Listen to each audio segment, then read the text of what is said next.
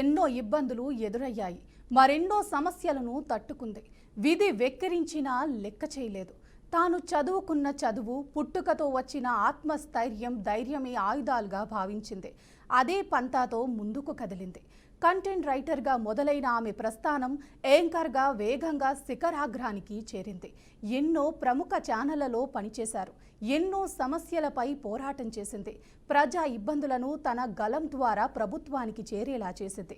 చక్కని పఠనం, ఆకట్టుకునే రూపంతో న్యూస్ రీడింగ్కు మంచి గుర్తింపు తెచ్చింది.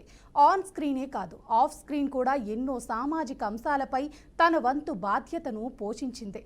ఢిల్లీ వేదికగా కూడా నియంతృత్వ విధానాలపై మౌన పోరాటం చేసింది. పేరులో ఉన్న స్వేచ్ఛే తనకు స్వేచ్ఛానేలా కదం తొక్కింది. అలాంటి మహిళ ఇవాళ లేకుండా పోయింది. స్వేచ్ఛను వదిలేసి స్వేచ్ఛగా వెళ్ళిపోయింది. తల్లిదండ్రులను, కన్న బిడ్డలను, సహచర ఉద్యోగులందరినీ వదిలేసి తిరిగి రాని లోకాలకు వెళ్ళిపోయింది.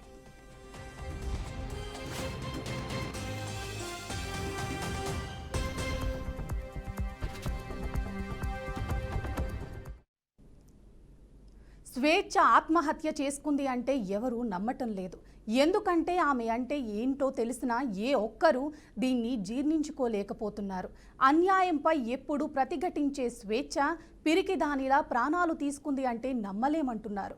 మరి అలాంటి స్వేచ్ఛ ఆత్మహత్య ఎందుకు చేసుకుంది? అంతగా ఆమెను ఏ బాధ పెట్టిన పరిస్థితులు ఏంటి? ఎన్నో గడ్డు పరిస్థితులను ఎదుర్కొని నిలబడిన స్వేచ్ఛ ఇంత అర్ధాంతరంగా ఎందుకు తనువు చాలించాల్సి వచ్చింది?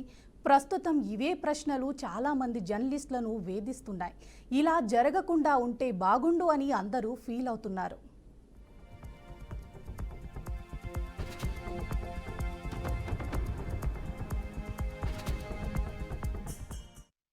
శుక్రవారం రాత్రి ఆత్మహత్యకు పాల్పడిన చిక్కట్పల్లి పోలీస్ స్టేషన్ పరిధిలో జవహర్ నగర్లోని ఆమె నివాసంలో రాత్రి 10:30 గంటలకు ఉరేసుకుని బలవన్మరణానికి పాల్పడింది. అయితే 5 ఏళ్ల క్రితం భర్తతో విడాకులు తీసుకున్న ఆమె కూతురు పూర్ణచంద్రరావు అనే వ్యక్తితో కలిసి ఉంటున్నట్లుగా తెలుస్తోంది.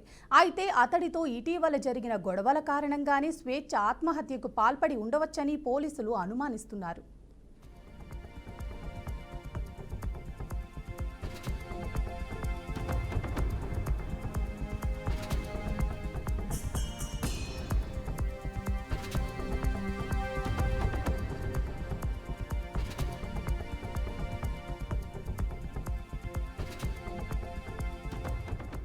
ఈ క్రమంలోనే మృతురాలి తండ్రి స్వేచ్ఛ ఒటాట్కర్ ఆత్మహత్య విషయంలో సంచలన ఆరోపణలు చేశారు.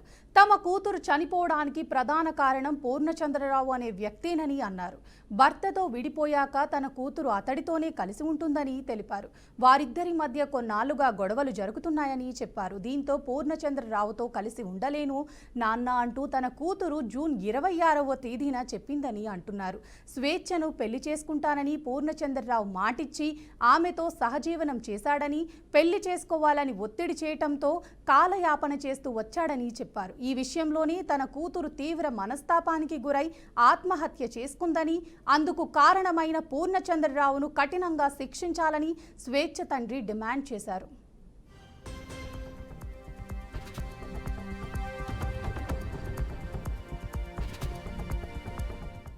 ఈ ఘటనపై కేసు నమోదు చేసిన చిక్కట్పల్లి పోలీసులు దర్యాప్తు చేపట్టారు. మృతదేహాన్ని పోస్ట్ మార్టం నిమిత్తం గాంధీ ఆసుపత్రికి తరలించారు. స్వేచ్ఛ 2014లో భర్త క్రాంతికిరణ్తో విడాకులు తీసుకున్నారు. అనంతరం కొంతకాలం రామ్నగర్లోని తల్లిదండ్రులు శంకర్, శ్రీదేవితో కలిసి నివాసం సాగించారు. 4 ఏళ్లుగా స్వేచ్ఛ తన కూతురుతో కలిసి జవహర్ నగర్లోని శీలం రెసిడెన్సీలో ఉన్న పెంట్ హౌస్లో నివాసం ఉంటున్నారు. ఈ క్రమంలోనే ఎవరు ఊహించని రీతిలో ఆత్మహత్య చేసుకుని అందరినీ షాక్కి గురి చేసింది.